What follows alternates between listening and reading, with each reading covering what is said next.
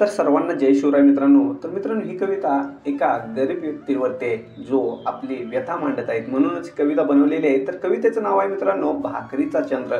कविता खूप सुंदर आहे मित्रांनो, ऐकायला विसरू नका फक्त।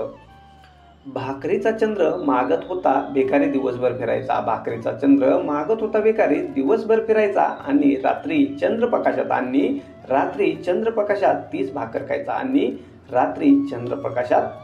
खायचा भाकर मिळाल्यावर त्याला व्हायचा चंद्र गवसल्याचा आनंद। भाकरी मिळाल्यावर त्याला व्हायचा चंद्र गवसल्याचा आनंद। बाप म्हणतो भिकाऱ्याला नसते कुठलीही जातपात। याच भाकरीने केला आजपर्यंत अनेकांचा घात। भिकाऱ्याला नसते कोणतेही कुटुंब बायका आणि पोरं। त्याचे असते भाकरीवरच प्रेम फक्त। भाकरीमुळेच भरते त्याचे पोट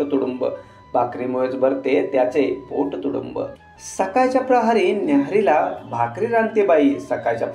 न्याहारीला भाकरी रांधते बाई। तेव्हा दारातून भिकारी ओरडतो भाकर वाढ ग माई। माझी माय रांधायची सुगंधी खरपूस भाकर। आठवणीची येताच तोंडावर पसरते साखर। उपाशी पोटी चतकोर भाकर खाल्ल्याचा आनंदी कुठल्याही पंचपक्वानात नाही मिळाला आज तागायत।